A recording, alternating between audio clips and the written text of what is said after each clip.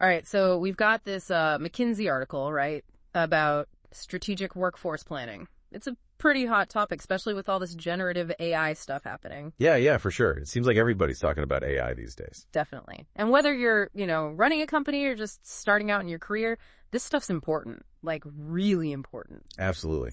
And it's interesting, McKinsey found that these top-performing companies, the ones in the S&P 500, they're making like 300% more revenue per employee than their competitors. And a lot of that comes down to having a really strong strategic workforce planning game. 300%. That's insane. So, what does strategic workforce planning what does it actually look like? The article calls it SWP. SWP, yeah. Think of it this way. Imagine you're building a house, right? You wouldn't just start throwing bricks around without a blueprint. SWP, it's like a blueprint, but for your workforce. So you're taking this long-term view, like 3 to 5 years out, and figuring out, okay, what kind of talent are we going to need to hit those big goals we have? And it's not just about how many people, it's about having the right people with the right skills and the right roles at the right time. So it's like anticipating what you're going to need and being proactive instead of just reacting to stuff. Exactly. And that's even more critical now with things like, with generative AI changing everything. Right. Remember what happened in Nokia when they missed the whole smartphone thing? Exactly. Mm-hmm. Companies that don't plan for these disruptions, they could be the next Nokia. It's rough out there. Yeah, no kidding. We can't just ignore AI and hope it goes away. One of the things that really jumped out at me in the article was this stat. McKinsey's predicting that up to 30% of current work hours could be automated by, 2030. That's a lot of change. Yeah, it is. A lot of people hear automation and they freak out. But it's important to remember that generative AI isn't just about replacing jobs. It's also about creating new opportunities and really changing how we work, how we do things. But to take advantage of those opportunities, you need a solid SWP. Makes sense. So, how do companies actually do this? The article talks about 5 best practices. Did any of those particularly stand out to you? Well, the first one, treating talent investments with the same, rigor, as financial investments, that was a big one for me. That's interesting. So instead of just, throwing money at the next shiny startup, we should be just as careful about our talent. Exactly.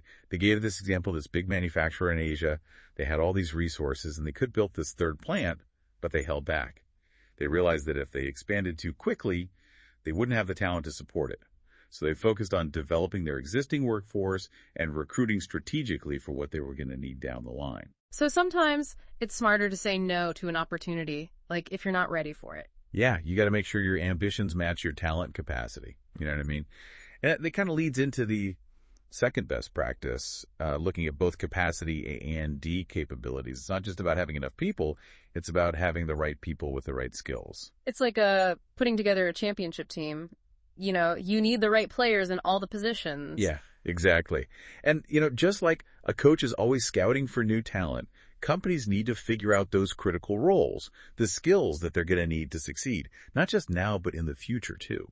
The article mentions, I think it was a Middle Eastern city, and they're really thinking ahead, planning their workforce for this tech-driven future, figuring out, okay, what skills are we missing? How do we attract those high-tech companies and the talent that comes with them? So they're basically saying, if you want to build those flying cars and robot butlers here, we need to make sure we have the people who can actually do that. Pretty smart. Right. That kind of forward thinking, it's impressive. Mm-hmm. And there was another example I liked. I think it was an oil and gas company somewhere in Asia. And they were switching to, these new drilling techniques.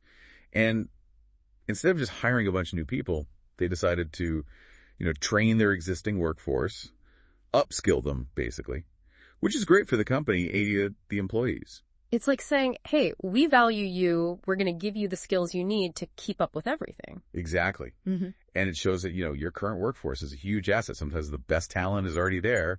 You just got to invest in it. Right. Don't overlook what you've already got. But let's be real. The world is changing so fast. How can companies possibly plan for everything, especially with AI being so unpredictable? That's where this third best practice comes in. Planning for multiple scenarios. We're not talking about predicting the future with perfect accuracy, but it's about recognizing that, there are different possibilities, different paths, and you got to be prepared for whatever happens. Don't put all your eggs in one basket. Exactly. They gave this example of I think there's another oil and gas company, and they were looking at these two different operating models. One was centralized, and the other was regionalized. And they analyzed the talent implications of each scenario so they could make informed decisions about their workforce regardless of which way they went. Okay, that makes sense. But what happens when those plans, even the good ones, fall apart? Like, what if companies just can't find the people they need, even if they've planned everything out? What do they do then? Well, that's when you got to get creative. The fourth best practice is all about, finding innovative ways to fill those talent gaps. It's not enough to just post a job and hope for the best. Okay, so give me some examples. What are companies actually doing?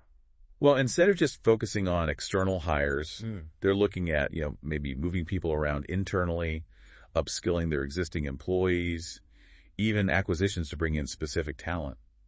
Or sometimes strategically outsourcing can be a good option.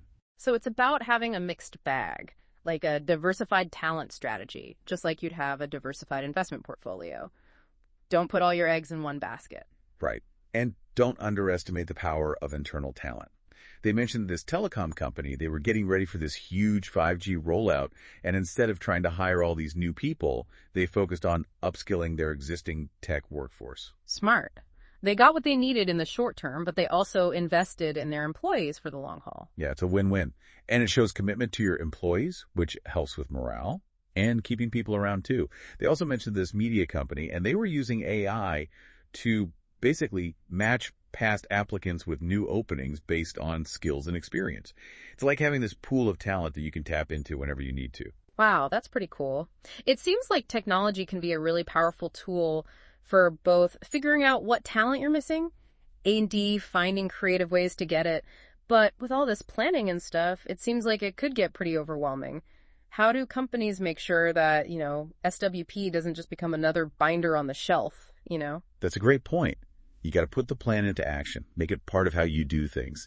That's the fifth best practice, embedding SWP into everyday business. So it's not a one-time thing. It's got to be part of the culture. Right. It's got to be a living, breathing process, not just something you do once a year and forget about. And for some companies, it means changing how they think about talent, moving away from that reactive short-term mindset to something that's more proactive and strategic. I bet that's a big change for some companies. It can be. But it's worth it. When SWP is really ingrained in how you do things, it becomes this powerful tool for, being more agile, more resilient, and successful over the long term.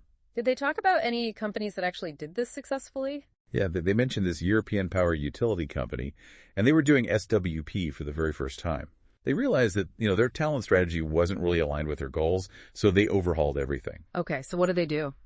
Well, they started by building this model to forecast both, like the supply and demand for future roles, factoring in things like people leaving, hiring targets, business growth, even how automation might impact things. Mm-hmm. Then they created this framework for identifying the most important roles and capabilities and a standardized approach to filling talent gaps. Sounds pretty thorough. Did they keep all this locked away in the HR department? Nope. They put together this core team, and it wasn't just HR people. It included leaders from all different parts of the company. So SWP wasn't just an HR thing. It was a company-wide priority, which is important. That's a good idea. So it's about breaking down those silos and making sure everyone's on the same page. So did it work? Oh, yeah. They started with 5 business units, and it worked so well that they rolled it out to the rest of the company. It just shows that, even if you've never done SWP before, you can still make it happen.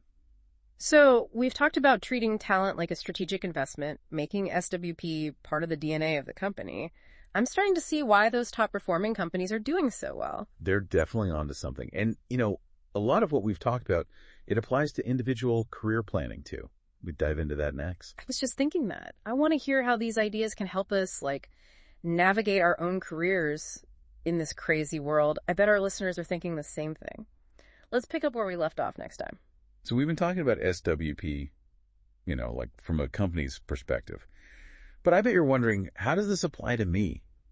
Just trying to figure out my own career. Oh, absolutely. It's easy to get kind of lost in the big picture stuff. But what I really want to know is, how do I make sure I'm doing okay career-wise in this whole AI world? That's a great question. And the good news is, a lot of these SWP principles, they work just as well for individuals. It's think of yourself as a company of one. You've got your own business goals, right? Okay, so instead of a 5-year plan for some giant corporation, it's a 5-year plan for me. I like it. Exactly. What do you want to achieve? What skills do you need to get there? What kind of experiences are going to help you stand out? It's about taking control of your career, not just letting things happen. So it's like, I don't know, a personal SWOT analysis or something, but instead of focusing on right now, it's about the future. I love that. You're totally getting it. And just like those companies we were talking about, you have to be adaptable and, willing to invest in yourself. Okay, but honestly, how am I supposed to know what skills I should even be investing in? Everything is changing so fast, it's hard to tell what's going to matter in a couple of years, let alone 5.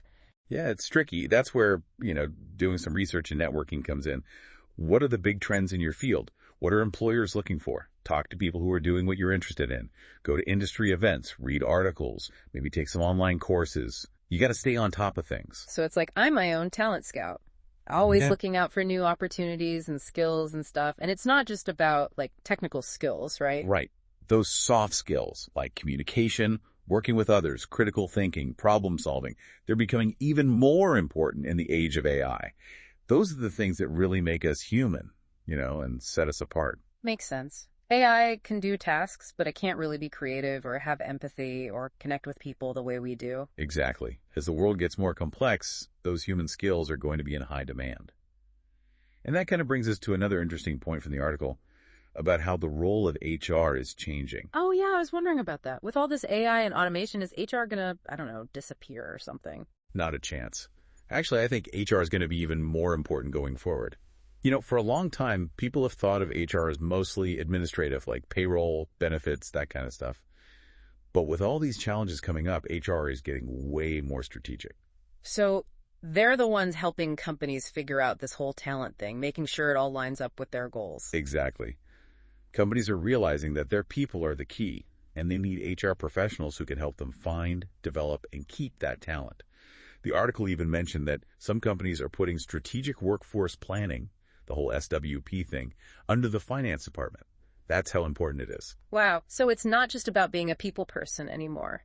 HR folks need to understand a business, know how to work with data, make decisions based on numbers. You got it. They need to analyze trends, forecast what's coming, and develop strategies that make sense for the whole business. It's almost like HR is becoming a consulting role. Yeah, that's a good way to put it. And for anyone working in HR, that means they need to step up, develop new skills like data analysis and workforce planning. Sounds like it could be a pretty exciting time to be in HR. Oh, definitely. For those who are ready to embrace the challenge, it's a huge opportunity to be really influential. This is all starting to click now. It's not just about AI taking our jobs. It's about people and technology working together, and having a good plan, both for companies and individuals, is essential for navigating this new world of work. Absolutely. But there's another piece to consider. How do we get ready for a future where, maybe the jobs we have today won't even exist tomorrow? Now, that's a question a lot of people are asking. It's both exciting and a little terrifying. How do we make sure we don't get left behind? I'm ready to tackle that in part 3. So we've talked about companies needing to strategize, individuals taking charge of their careers, but how do we actually prepare for a future where the jobs we have now could, just disappear? It's kind of exciting, but also scary. It is, yeah. It's like we're heading into this unknown territory, right? But instead of being afraid, let's think of it as a chance to embrace change, to become lifelong learners. Lifelong learners, it sounds good. But what does that actually mean? Is it like signing up for 1 million online courses? Not exactly, no. It's more about, being curious, being able to adapt, and constantly learning new skills. The days of learning one thing and sticking with it forever, those are over. So how do we even get ready for a future that's like constantly shifting? It feels like the rules are changing all the time. The key is to focus on what they call transferable skills. Those are the things you can use in different roles, different industries even. Things like critical thinking, problem solving, communication, working well with others, creativity. Those are the skills that will always be valuable, no matter what happens with technology. So it's not just about learning the latest software or how to code. It's more about building a solid foundation of skills that will always be useful no matter what's coming next.